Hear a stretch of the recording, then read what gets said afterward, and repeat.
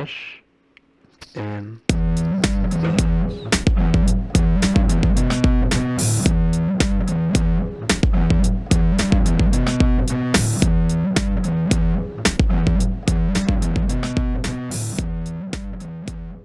All right, welcome back to another episode of Fresh and Buds. I am your host, Tommy Fresh, and you are all my buds, and I hope you're all having a wonderful time out there getting ready for the ProQuests and Battle Hardens and hopefully some OP announcements at some point that we know where that dang Pro Tour is going to be, hopefully close to me and my guest today, Mr. Daniel Rutkowski, a local bud that I actually met playing locals, but you all probably know him from his recent stellar shows at Worlds, Nats. I mean, even I can think back to the first Battle Hardened Philly.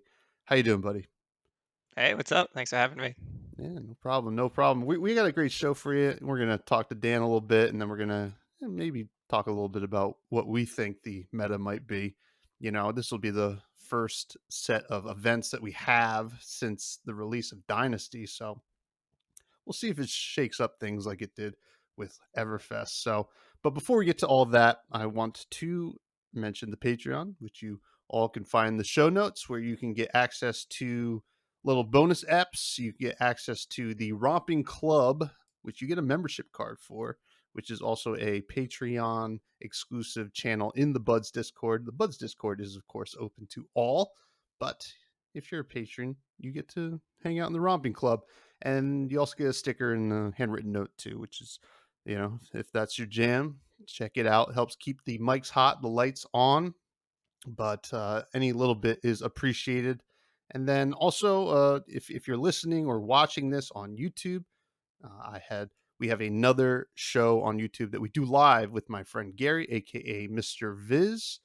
We call it the Bud Rush Bellow. We hang out live 9:30 Eastern on Wednesdays. I believe this week we had to take it off because things are just busy, but we'll be back next week, and it's a lot of fun there. So please check it out, and if you're on the YouTube, give it a little like, comment, subscribe, all that fun stuff. Where also when we hit 500 subscribers, I will be doing a full Levia adult cosplay on stream, and I'm making Gary dress up as the rabbit that she sacrifices. So if that's what you want to see, give it the old subby wubby there. So now let's get back to Dan. First of all, welcome to the show. This has been a long time coming. How are you, my friend? Doing great. Yeah, I'm glad you invited me on. Yeah, no, honestly, I got to say, I've been rooting for you at all these major events, not only because I know you from like local armories and all that Sure, stuff, sure. but also because I mean, this is selfish, but I've beaten you before, and I want to make sure that hey, I beat the national champ, the world champ. But hey, listen, I'll take top 8 competitor of worlds and nats right now. But before we get to all the flesh and blood stuff, I do want to start by getting a chance to know you, giving the buds a chance to know you a bit. So we'll start with trading card games. When did Sure. TCGs come into your life? Pretty early. I don't remember what age, but I played Pokemon first. I must have been, I don't know, whatever the youngest age to be able to play Pokemon is. I was that age. I want to say like 6 or 7. I don't know. I'm not sure if I really played. I know I was part of like the Toys R Us leagues that were going on, earning badges and stuff. So I did that. Then I played Yu-Gi-Oh!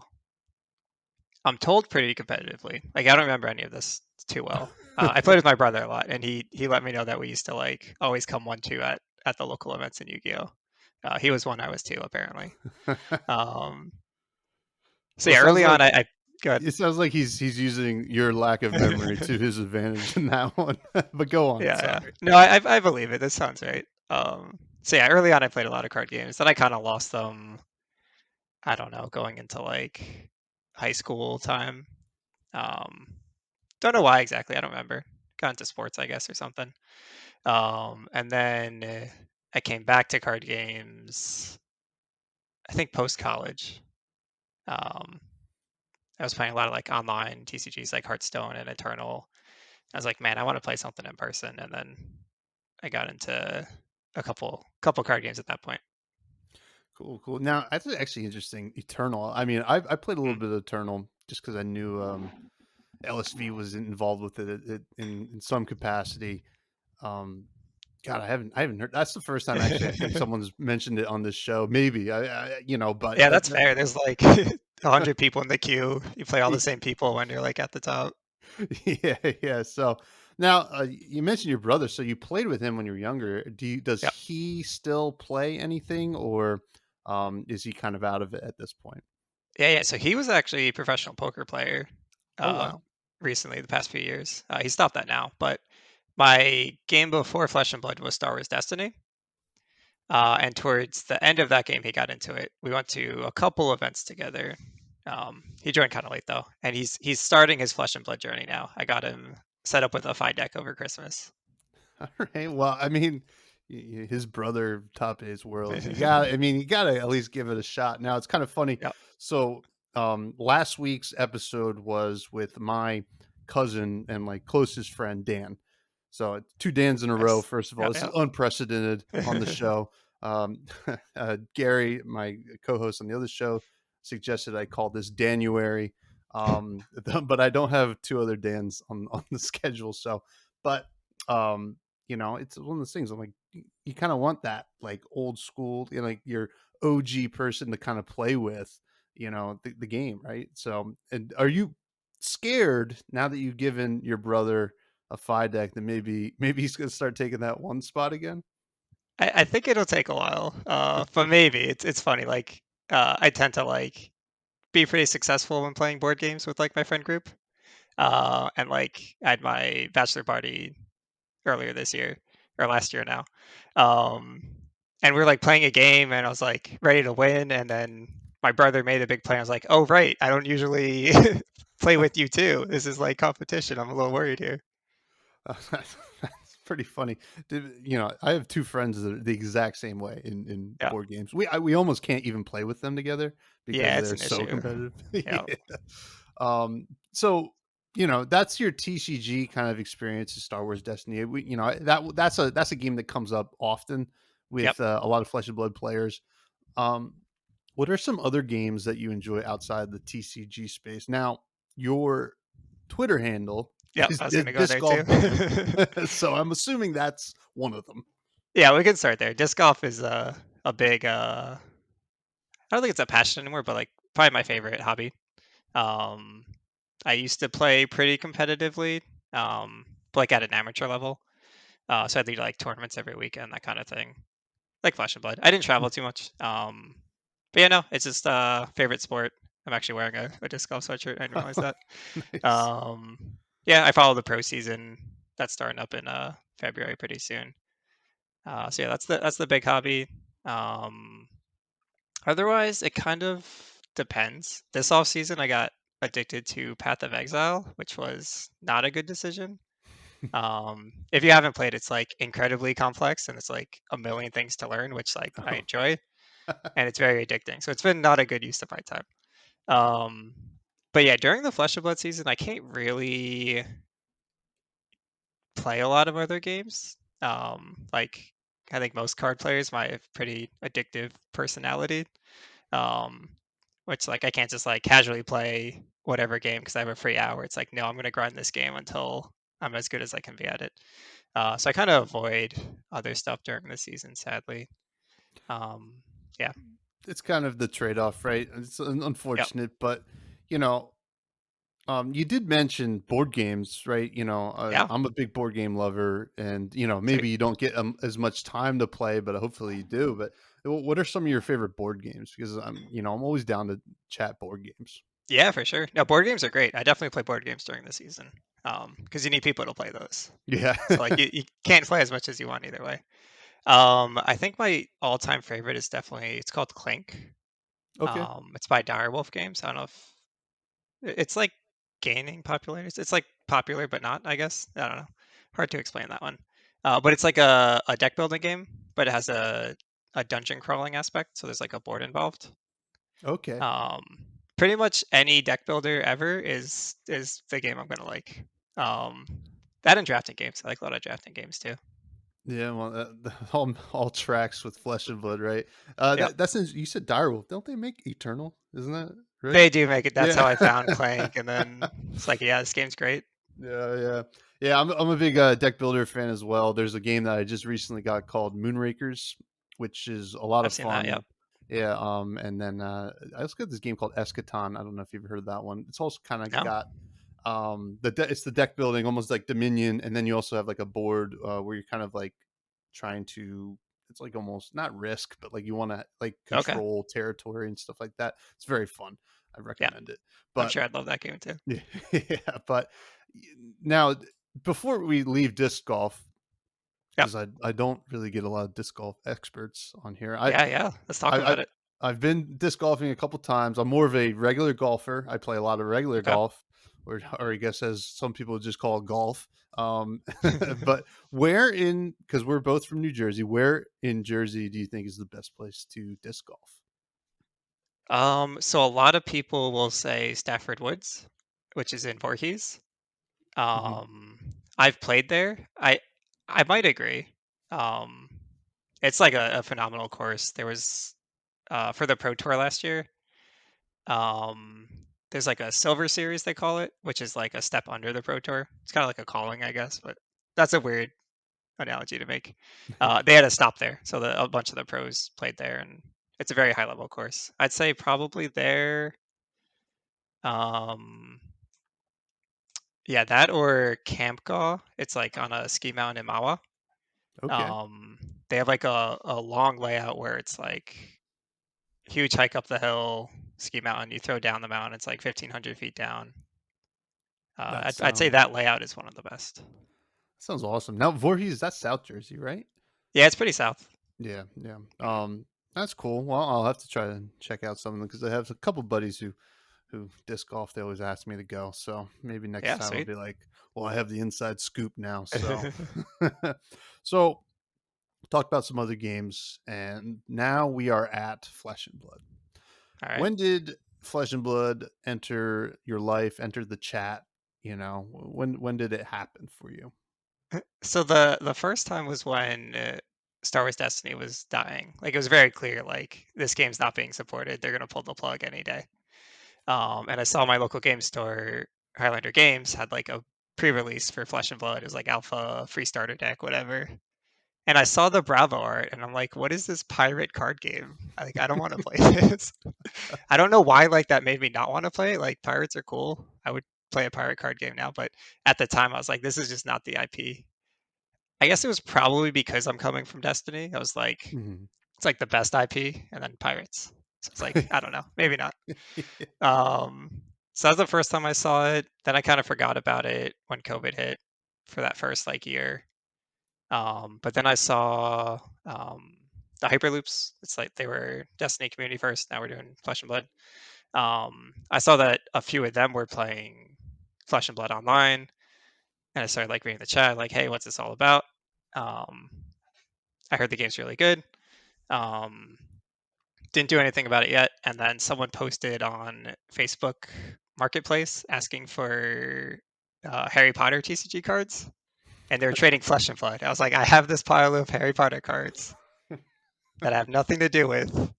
Let me ask my Hyperloop buddies, like, hey, what blitz deck should I trade this guy my cards for?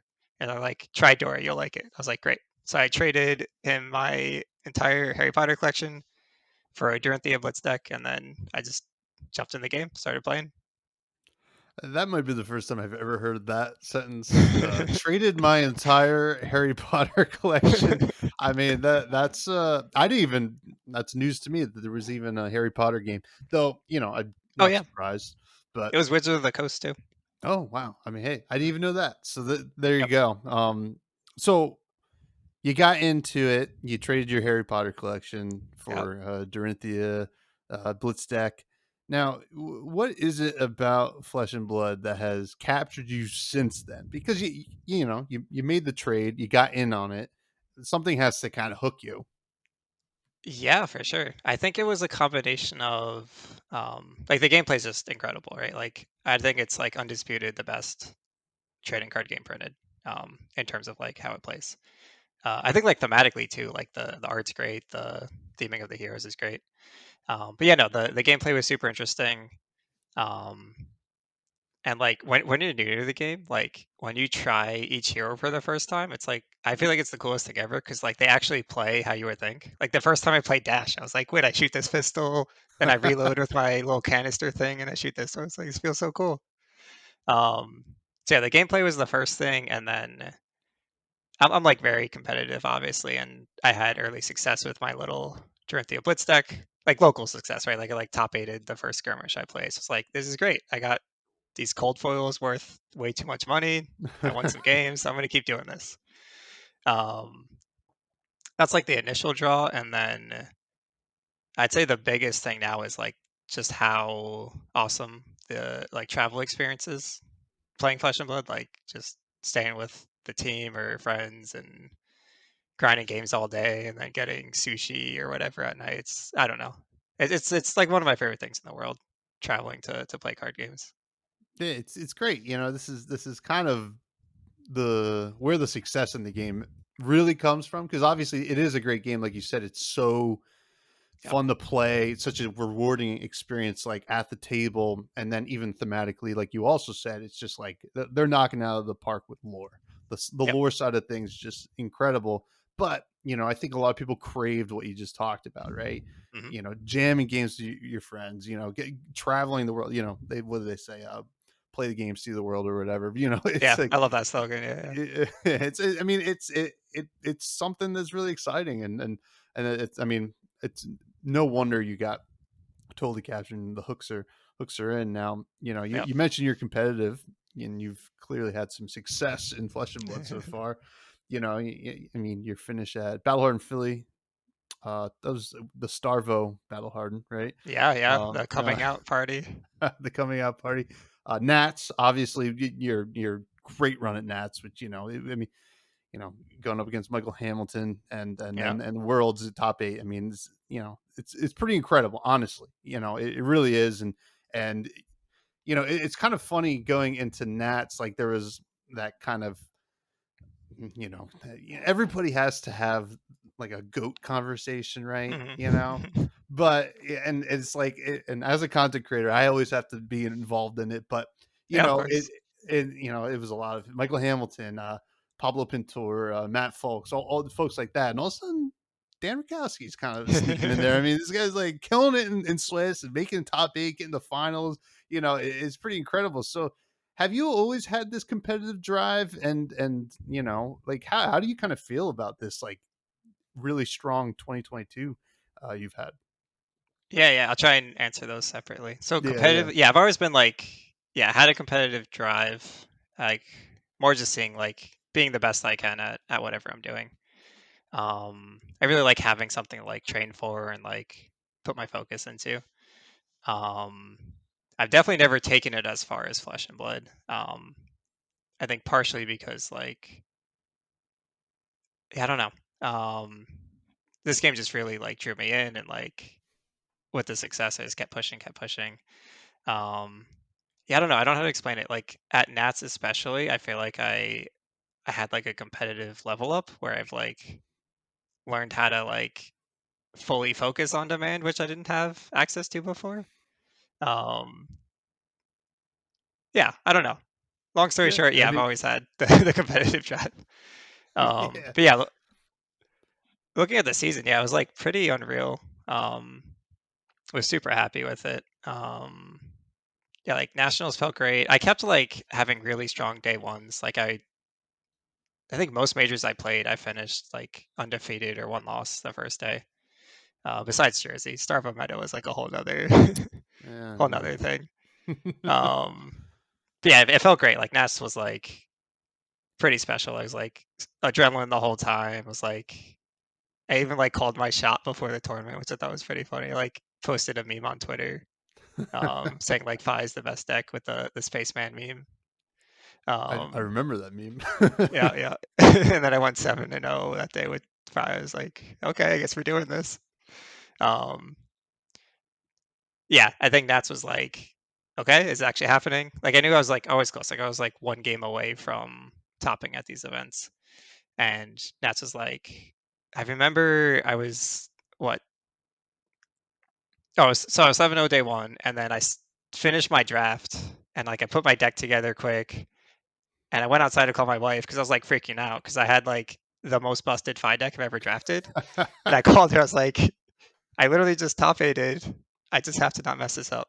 It was like a different kind of pressure. Um, so yeah, that was like I had like all the emotions during that tournament, like all the excitement and nerves and everything. And then going to Worlds, like all that was gone. It was like I'm just here to win. Like that's all that Yeah. matters. I had like no nerves. I was like, we're gonna get through Swiss as fast as possible, lock in the spot, and we're gonna do this.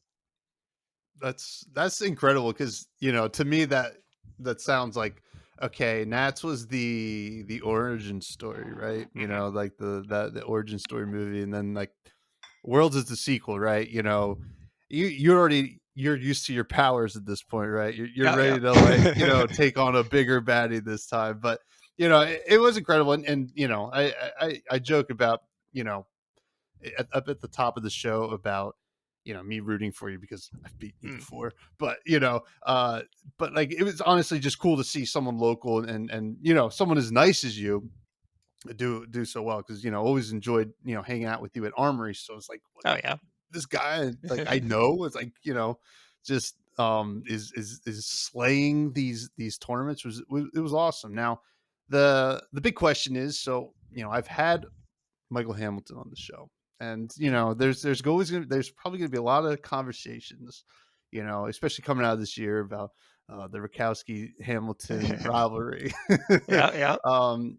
He's the sweetest guy ever, and unless you disagree, but No, he's a great guy. I definitely don't yeah. disagree. Do you chat with Michael ever, or you just kind of look forward to the next time you get to play him? We definitely chat at events now, at Mhm. least. We don't really talk outside of them, not for any reason. We just Yeah, don't. different teams and Um, different groups. yeah, no, we usually chat a little bit. Like I'll say hi to him at the start of an event, and if we pass each other, whatever. No, we're definitely friendly, but I'm very excited for the next opportunity to play against him on Oh, camera. I bet you are. I bet you Yeah. are. Now, speaking of being from Jersey, this is quite the hot spot for some of the toughest players in the world. Yep. Yourself, you got Fang, and Yanji Lee, and a lot of great players. Who do you fear most at your local armories? And feel free to Yeah. say me. No, that's tough. It's like it's wild how many good players we have. Mm. It's pretty insane. I remember back in the Dorinthia Blitz days, like I was playing Michael in the final of every armory, like every week. Michael Fang, that is. Yeah. Honestly, lately, my buddy Christian has been just destroying me. I've lost like the last 4 drafts I played. He's been my only loss. Yeah, shout out Christian. Christian's awesome. I love hanging Yeah. with Christian at Armory.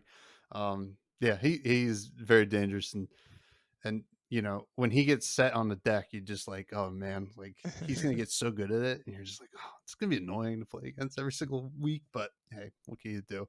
Now, Yep. what does this year look like for you with Flesh and Blood?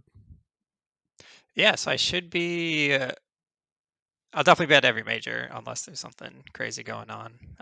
Pro Tour, Worlds, National. I'm hoping to do every US calling. Um, that's pretty much the plan. Awesome, And then awesome, and whatever weekend's free, there's an event, I'll be going. yeah, yeah, understandably. Now, your competitive team, Yeah. the Runaways. Now, this will come out in a week later after the announcement of your team. Do you want to talk about the Runaways a bit? Yeah, sure. So we're having competitive team runaways. We've been working on this, I think the last half of last season mostly. Um, Putting the team together, kind of figuring out how to create this organization of competitive players. So it's 4 of us: me, Cody, Shane, and Yuanji.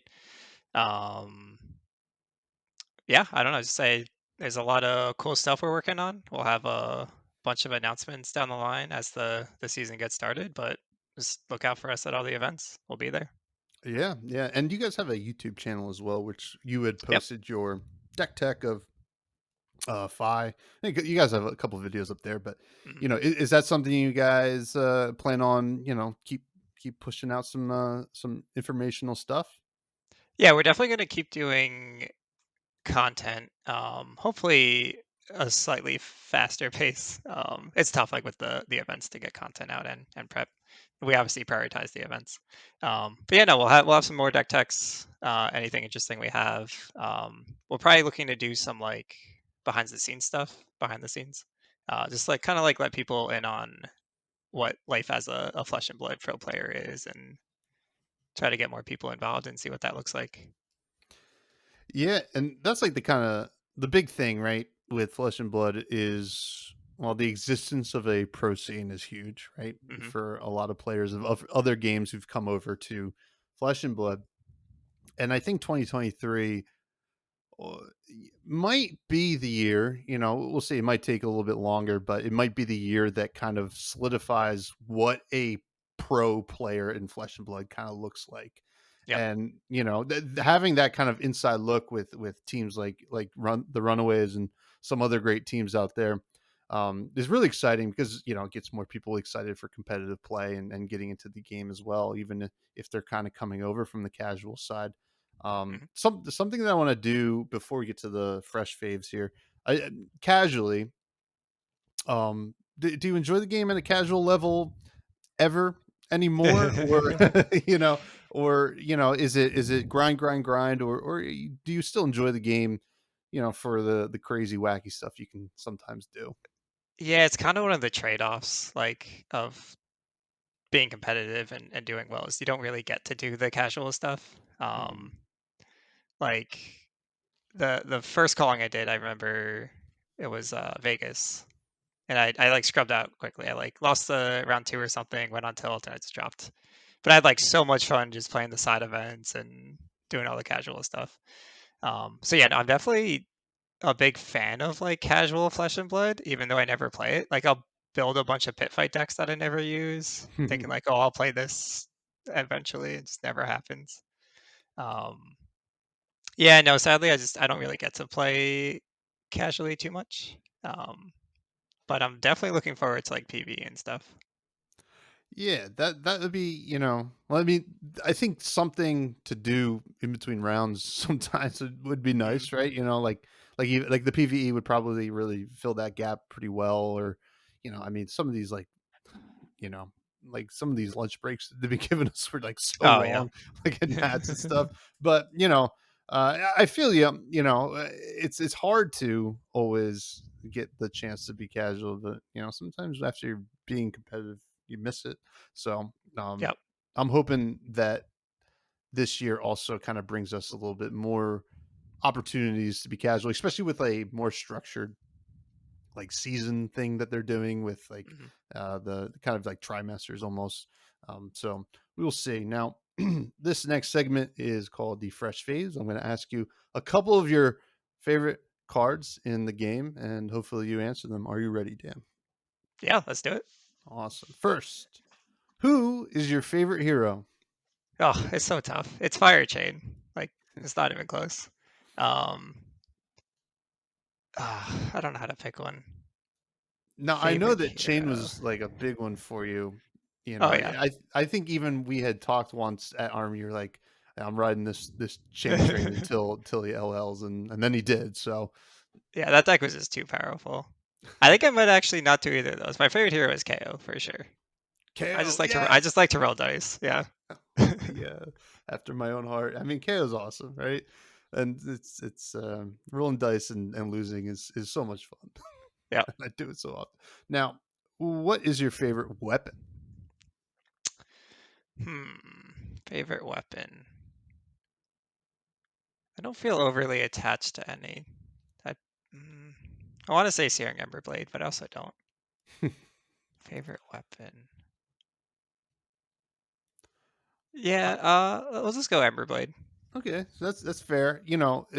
That's a totally fair response. Either people go with one with that is like the one they win with the most. Like, it's Yeah. obscene how many Rosetta Thorns have been answered on I this almost said segment. Rosetta Thorn. Oh my god, my answer is Raiden, and I don't even play that card a lot. I just think Oh, it's yeah, really Raiden's cool. fun. Yeah, no, I like that one. Hopefully, it's really playable at some point, but I doubt it. But we'll Yeah. see. What is your favorite equipment? Favorite equipment? It's definitely the husk. Oh yeah. Yeah, that's a great answer. I mean, it's the best equipment in the game. Yeah, Come on. it's just insane. It really is. I mean, block 6. Start at 46. I mean, it's great. Yep. That's why Levi's tier 1. And what is your favorite run of the mill card, your attack actions, non-attack action, instance? It's definitely snatch. Yeah, Love to okay. snatch the people. Oh yeah. I mean, it's the most annoying card to see ever. Yeah. I gotta say, because you're like, it's so you can block it, but you're just Yeah. like, oh. And it's just like a fun game because like you'd spend your whole turn trying to make people block early, like trying Mhm. to make them take the bait. And then even the it's more bait at the end too, because they're like, Oh oh, yeah. do you want me to have the arsenal or what? And it's Yep. like, I guess not. Great answer. Great answer. I don't know if we've ever had anyone answer snatch on this segment, but I don't have a great memory, so it doesn't matter. Now, thank you for participating there, Dan. Yeah. It's time to get to some ProQuest meta predictions. ProQuest and the Battle New Jersey are coming up this month, and I'm very excited for it just because it's been a little bit of a break for competitive Flesh and Blood, and I love going to these events, and as I'm sure you are, a big fan of them as well. This will be our first taste of what will be known as the Dynasty meta, which it's the first time that we're getting these events since the set's release, and it's not going to be a very long meta, right? Because it came out after Worlds. We have ProQuest season, a couple of big events here and there, and then Outsiders is coming out. So first off, do you have any kind of thoughts on Dynasty? Yeah, I feel like a lot of the lower tier decks got some good support, which is good. I think a lot of the higher tier decks got almost nothing, which is probably also good. So like the impacts are interesting. Like I think overall, not a lot has changed. Yeah. Like meta wise, but I think some decks have new like somewhat bad matchups for like these lesser played decks, which is interesting. It's interesting. This is like a totally different experience, and I think all 3 of the supplemental sets so far. Everfest was like, here's Starvo, and here's a bunch of really good, Yeah. really good Room Blade cards, and swing big and have fun. And it was chaos. I felt like, and we've had one Battle Hardened since, right, Battle Hardened Philly since Dynasty, and Dash won, a Bud Rose Smith won, which was very Nice. Yep. exciting.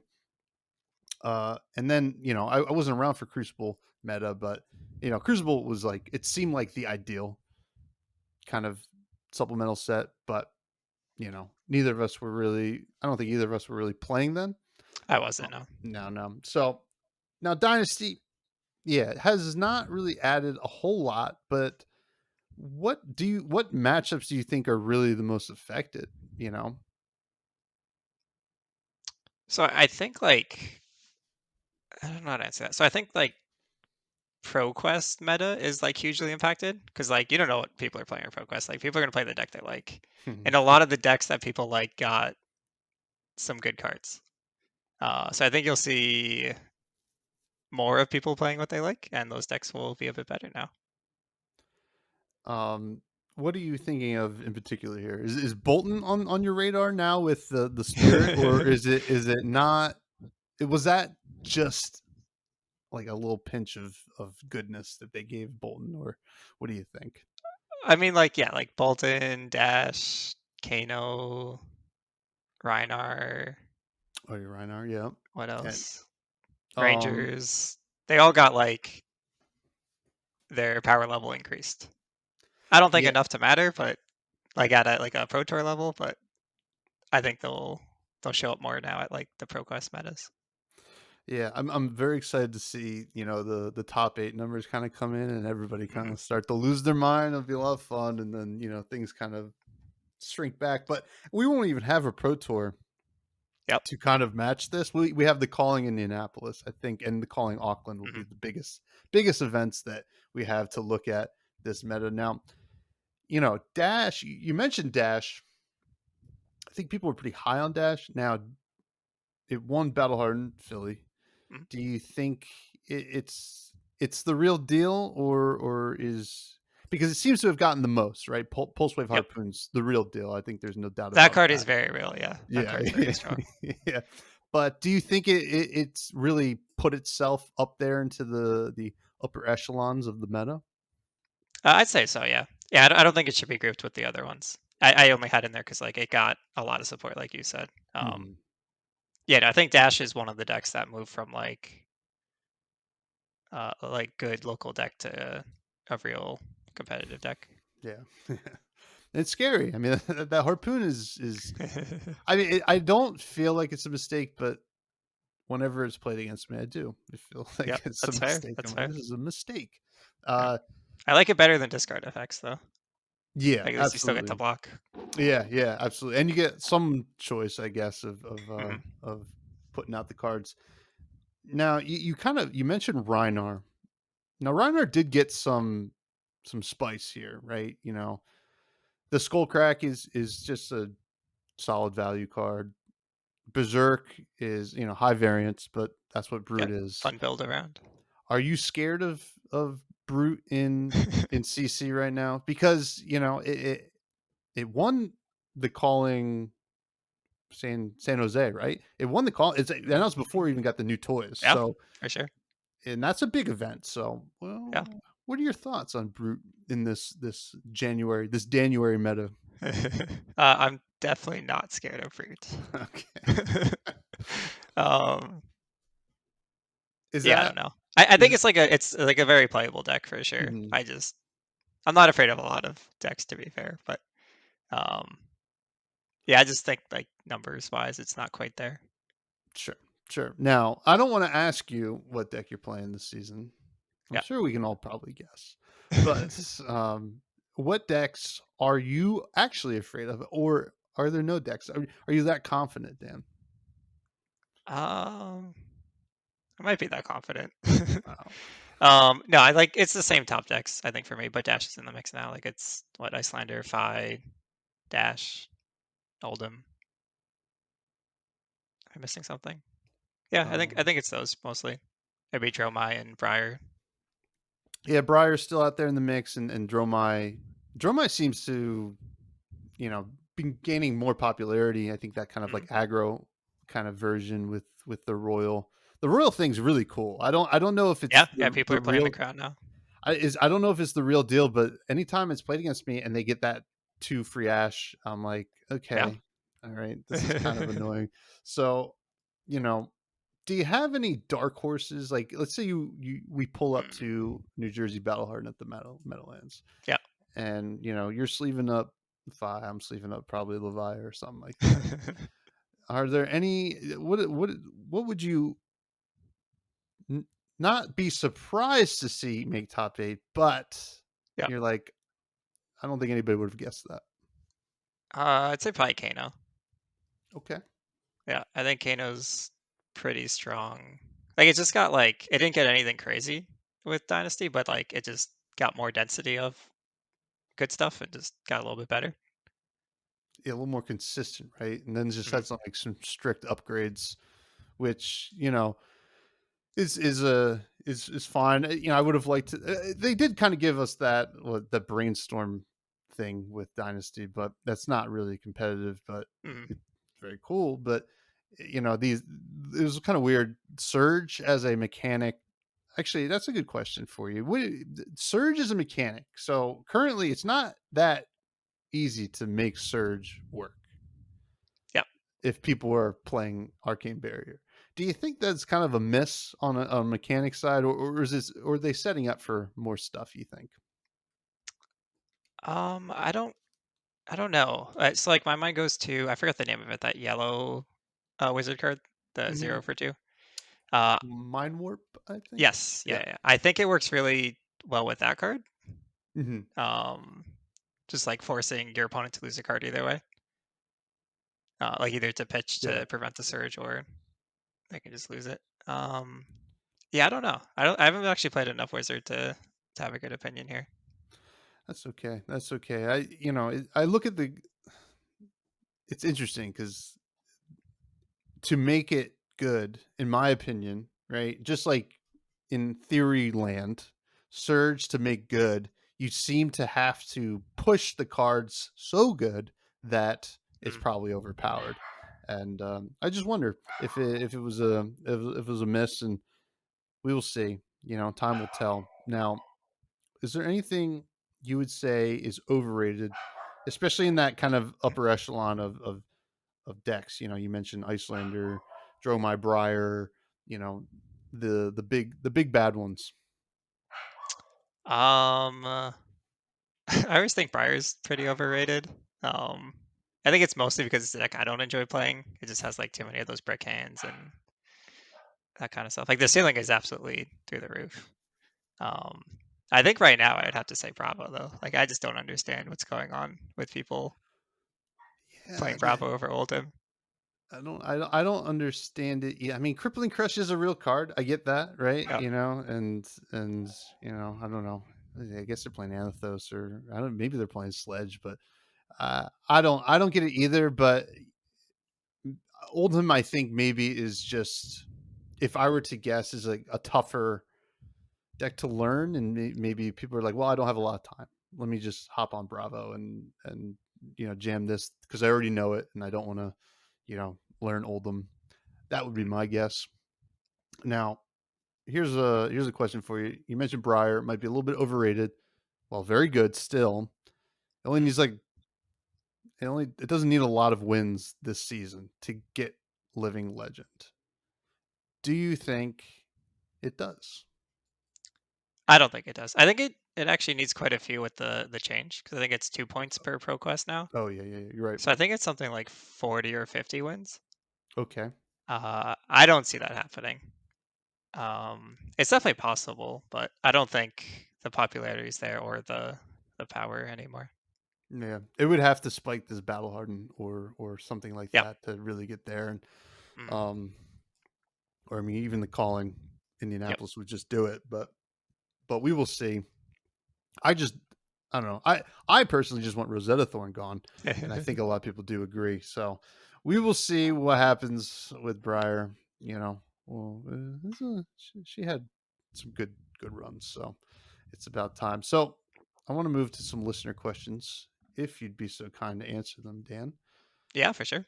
These come from the Buds Discord, which, as I mentioned at the top of the show, anybody could join, and you can submit questions for the guests, and I ask them, and that's how it works. And first, we have one from Super Legend, who first of all says, "Thank you for the AMAs you did over at the main Discord." He was a big fan of those. Is there a world where Phoenix Form works, or are the cards needed so far below rate that it's almost worthless to try?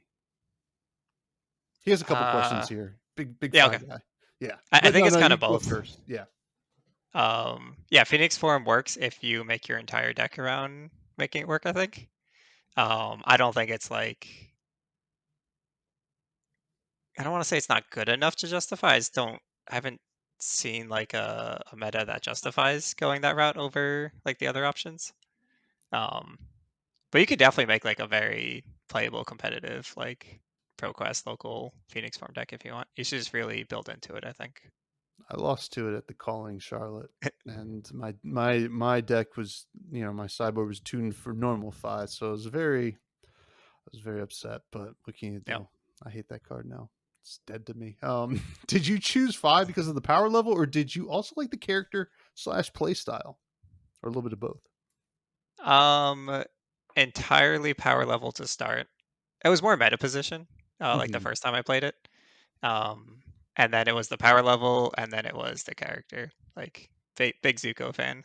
Yeah, yeah, absolutely. Now, he also asked, and we kind of answered this, even though Yeah. Fi didn't get anything specific in Dynasty, do you still see him as a major contender? Yeah, Yeah. definitely. He really got nothing, but yeah, I Yeah, don't think no. he's got any issues. A lot of the talented heroes seem to have not really gotten anything. I mean, Mm. Yeah, it's weird. I wonder how they will continue to do supplemental sets, but that's another topic for another day. Yep. Flake says he's sorry he did not recognize you at Nats, and but I've encouraged him to do a video with you to do a full apology and maybe even guitar and and I said that I'm sure Dan did not mind at all because No, Dan's no, a not good at guy. all. That's pretty funny.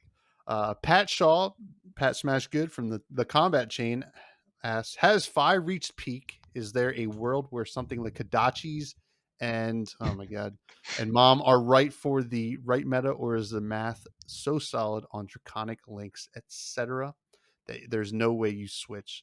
And also he puts in there, do you feel any pressure going into the Hamilton rematch this Wednesday on the Fab Team Cup? I would say there's definitely a world where there's a meta where Kodachi's might make sense, but like I think overall it's just lower power. Like you just do less damage than any Everblade variant. So I don't know what that meta would look like, but I probably I'm probably never playing Kodachi's if I had to guess. Sounds good. Sounds good. And the second question, and now at Yep. the point of this, you feeling the pressure? No. I was saying, Oh, yeah, I can address that. I do want to Yeah. say at So the point of this episode coming out, this match would have already happened, but yep. right Yeah. now, So I'm playing Michael Hamilton in the team league tomorrow night at the time of recording this. No, I don't. I don't really have any nerves. I think it'll be fun to get a little rematch in there. We'll be curious to see what deck we're both playing. yeah, should be cool. Should be cool. Yeah. We got Greg from the Discord asked, if you had to fist fight a flesh and blood hero, which would it be? Oh God, I don't think I want to fight anybody, but yeah, I don't know. I'm going pacifist here. I'm not much of a fighter. That's right. That's why I tried to tell him. Dan's a lover, not a fighter. Yep, indeed. Now, here's some New Jersey specific questions Okay. because we're both from New Jersey. Are you originally from New Jersey, born and raised? Yep. There you Always go. been in Jersey. Bruce Springsteen versus Bon Jovi. This comes from Darth Prentice. No preference. No preference. Not really a big fan of either.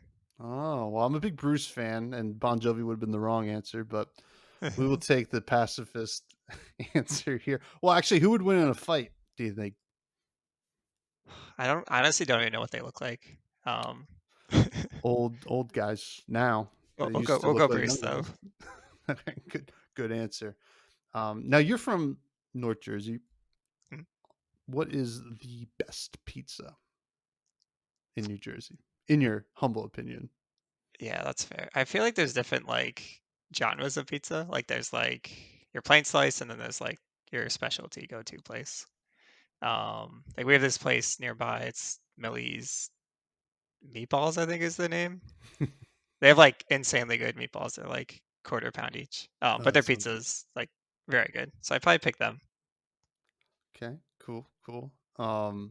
Mine is, and if you ever get, actually, it's right around the, it's like not right around the corner, but it's not far from Greg's, but Di Lorenzo's tomato Okay. pies in Robbinsville, New Jersey. They also have one in Hamilton, which is near Greg's, but the one in Robbinsville is better. So if you get a chance after Greg's one day to check that out, I'd totally recommend it. But Yeah, 100%. Let's do it after ProQuest. yeah, let's do it. Me and you. After I win and you get second. It's okay. It's okay, Dan. I'll buy you pizza. And before we start to say our goodbyes, I want to mention that Outsiders is coming out. And I don't know if you've given much thought towards Outsiders, but I think people are pretty stoked. We know that Azalea's in it apparently, Mm. according to James White, which I tend to trust that guy on his opinions about things coming out. And they also spoiled more assassin stuff. Yep. So with a new keyword, stealth, which we have no idea what does. But what are some thoughts that you have on the set? What would you want to see? And the draft, it's a draft set, which is very exciting too. So give us the Dan Rutkowski Outsiders speculation / hype Sure, I don't sure. know, I propaganda. I think don't the know. biggest hype is just that it's a draft set, right? Like Yeah, it's been so long. I'm very excited for that. I kind of wish the game was like only draft sets, to be honest. me too. Um, yeah, no, that's like the biggest hype for me is definitely the draftability of it. The other thought is I hope I don't have to buy all of the assassin cards because they are expensive, and They are. I chose not to buy those because I didn't believe in Arachne for this meta. Yeah, it's Um, you better start but if believing. he's yeah, if he's getting more support, I think yeah, I'm a little worried about that. I have to pick those up. Yeah, I don't know. Hoping for some more dice rolling cards, I guess. A new brute. I think a new brute would be. I Yeah. mean, I think we're due for a new brute. I've talked about this ad nauseum on the show, and they and yet again they said this about Uprising, and I guess they kind of delivered in a way that this will be the most unique drafting experience in Flesh and Blood ever. Always. Yep. I They do get it. keep changing things though, to be fair. Yeah, and I guess I'm just going to bring this up to every guest, but I want to give you my theory, not theory, but like what I think would be a great way to make the drafting experience cool. And the listeners are probably tired of me saying it, but I'm going to give it to you anyway, and they have to deal. Um, so one of the biggest issues, in my opinion, about drafting in Flesh and Blood is sometimes very much on rails, and the archetypes don't really vary that much with like within the heroes and classes. So what if rather than just one token weapon, you get a choice of two different token weapons, and they Mhm. kind of do two different things in two different kind of archetypal ways. What do you think about that? Would that be a good way for them to make this the most unique drafting experience ever? I mean, I like it. I think I actually heard you bring this up on your last cast. I Oh, listened to it. thank you. Yeah, no, I'm definitely in for that. I think, yeah, that's like the maybe the biggest issue, right? Is that it's just like the lack of archetypes sometimes. Um, yeah, I think like I think the tokens were really successful, right? Like the Hmm. Phoenix Flame, the Helios Miter, that kind of stuff, just giving like guaranteed things to the heroes. Like I think the flames even like opened up archetypes. Like there was like Phoenix Flame, Fire and Dromai, and then normal Fire and Dromai. Yeah, that's very true. That, and like it was also just like a nice thing. Like it was really bad in Uprising if you had to run a cracked bubble because Oh yeah, yep, yeah, I mean I guess it happened in Iceland or if things yep, really went definitely bad. happens. Yep. Yeah, but that less cracked bobble issues I think is probably a good thing. And yeah, you're right. The Phoenix Flames were a big hit, and I hope they expand on it. And I hope we get a brute that has, I don't know, some kind of, Mhm. I don't know, brute dice gambler's gloves tokens instead of just the equipment Yep. piece. But this has been a real pleasure, Dan. Thank you for coming on. I really Yeah, of appreciate course. it. Please plug anything you'd like to plug. The Runaways and all that fun stuff, and your Twitter and all that, and then we'll say goodbye. Yeah, sounds good. Yeah, I mean, check out the team Runaways on Twitter, YouTube, um, at events. Come say hi. My Twitter is discgolfdan underscore between the words. Yeah, I think that's it. Not much else to plug. Awesome. Well, thank you. You all can continue to find me on Twitter at FreshBudsPod. The YouTube, if you're listening here or not listening there, go check it out. Give it a like, comment, subscribe, all that fun stuff. Check out the Buds Discord. We play games in there. We chat about all kinds of stuff. That's not just Flesh and Blood, but we chat a lot of Flesh and Blood as well. And we got a lot of great people in there, and it's a great community.